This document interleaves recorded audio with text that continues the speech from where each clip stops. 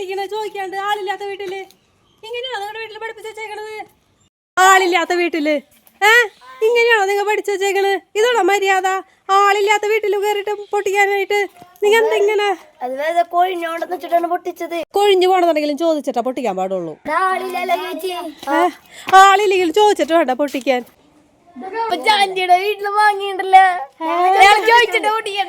പൊട്ടിക്കില്ല പൊട്ടിക്കില്ല, ഞാനത് പൊട്ടിക്കാണ്ട് വെച്ചേക്കണാണടാ. അയ്യോ പൊട്ടിക്കില്ല പൊട്ടിക്കില്ല. അത് ഞാൻ ഇപ്പൊ ഞാൻ പറഞ്ഞോണ്ട് ആ ചേച്ചിനോട് വിളിക്കുമ്പോ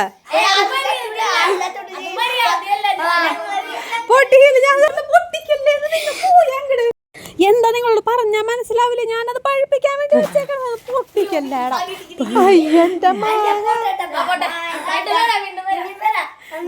നിങ്ങളിനി മറ്റേ മാവിന്റെ മാങ്ങനെ പൊട്ടിച്ചാൽ മതിട്ടോ, അത് വെറുതെ പഴുത്ത് ചീ.